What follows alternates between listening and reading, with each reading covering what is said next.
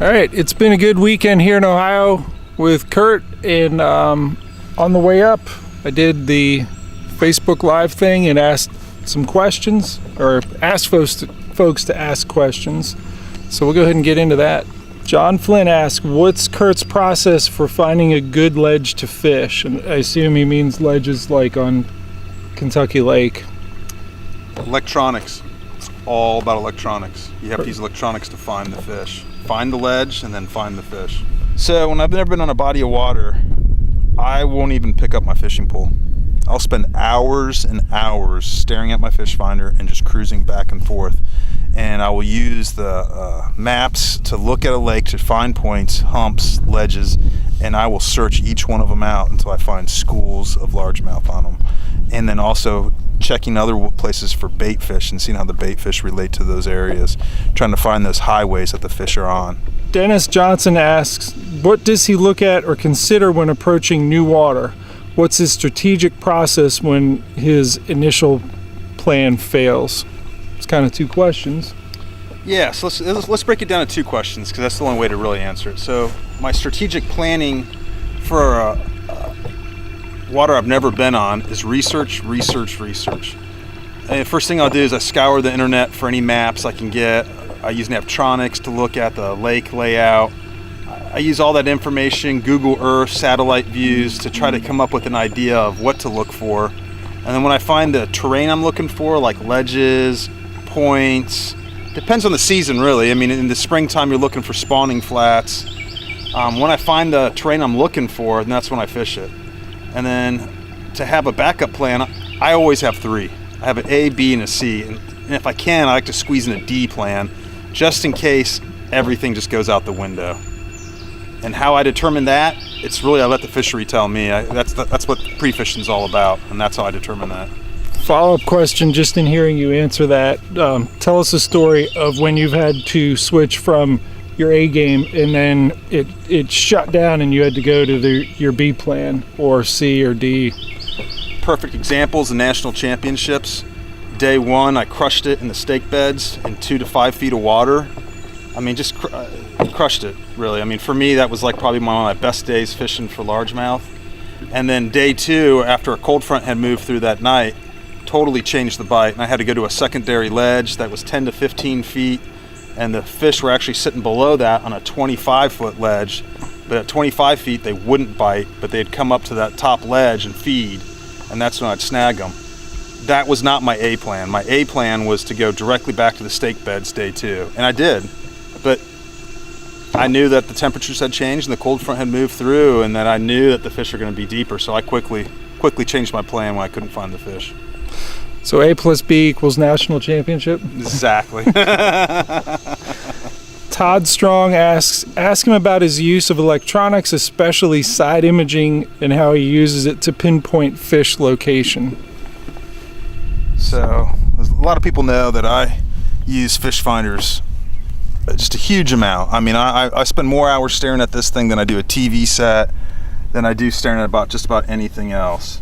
And it's probably the most powerful tool that we have as anglers to catch fish than any other tool, even more importantly than the fishing pole for me, because without knowing where the fish are, you can have a fishing pole and fish all day long, but if there's no fish there, you're gonna catch nothing. This fish finder will tell you that the fish are there. And as we've been talking, we're fishing an offshore point that comes way out, and we're in 19 feet of water right now, but the image is frozen on a 10-foot section that we were just fishing, and we're about 10 feet from there, maybe 15 feet from there, and we're fishing on top of that ledge, and these are the fish that we are fishing for. Being very active, they're feeding, and this is how you catch them. You have to find them, and the fish finder is going to allow you to do that. And it does it in several ways. It looks straight down. I use side imaging extensively too. Side imaging will help you locate larger schools, bait schools especially. And of course 2D is my favorite. I've just learned to read it really well. I got my palette set, so yellow's hard, so obviously you can see the bottom is a very hard structure, very rocky structure. And you can see the fish come out very clearly. The hummingbirds, they come out a little bit more like blobs than arcs. Or on low rances, they come out a little bit more like arcs than blobs. I use side imaging extensively. especially in the wintertime in Ohio when I'm hybrid fishing and white bass fishing. I'm using my side imaging almost exclusively. That and down imaging are my two things. So I'm looking for the bait schools with the side imaging. I'm looking for the big schools of whatever predator fish I'm fishing for. You know, let's use Kentucky Lake for a largemouth example. You can use your side imaging to find the fish on the ledges because they're schooled up, and you'll see them schooled up. And it takes practice. You can't just buy a nice fish finder and then immediately think you're going to find fish. You have to be able to interpret your side imaging in a way that tells you that they're fish or that it's structure. The image on my unit isn't as clear as the new ones, like on the Mega Scans or the new Lowrances or the new Hummingbirds. It's just a matter of going out and fishing a lot and really using your electronics. And when you see something weird on it, go over and fish it and see what it is. See if it is fish or if it's a rock pile. It's really just time on the water and time using your fish finder. Ryan DeLong asks how to approach fishing pressured waters. So in real pressured waters, I look for what the other fishermen are doing, and I don't do that.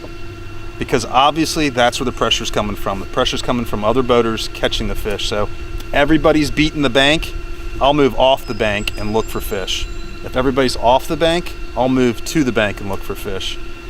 It's really just trying to find the fish that aren't being hammered on constantly.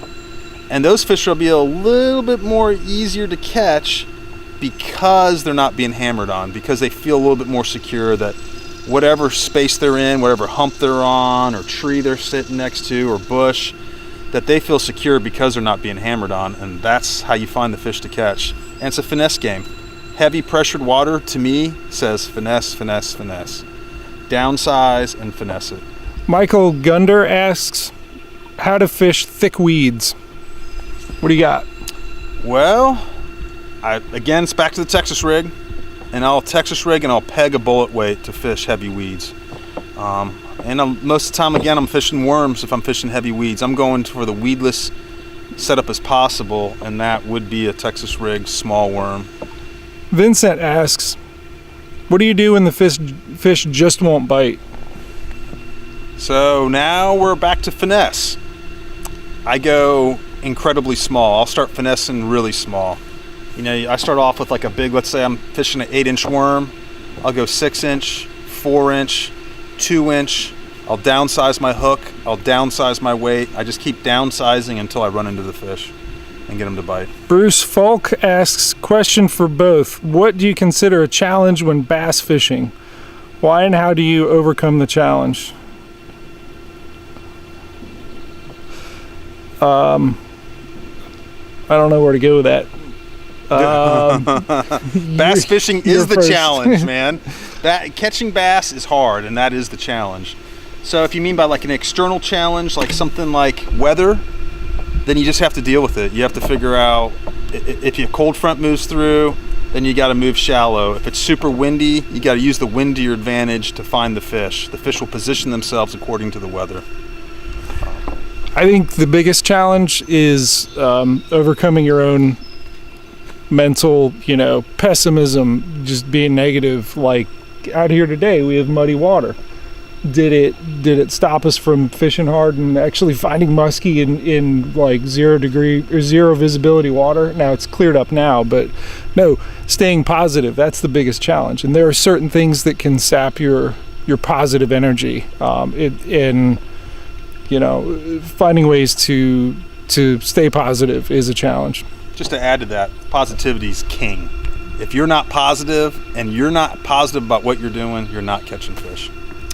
All right. Thanks for asking questions on that live feed, folks. And look for several different videos that we've shot this weekend. Like I said, a muskie video, one on Texas rigging, one on stealth. We've covered a lot of different things, and honestly, I'm not sure I'm going to edit it all. But there's a lot of content coming up on Torpedo kayak fishing. Stay tuned.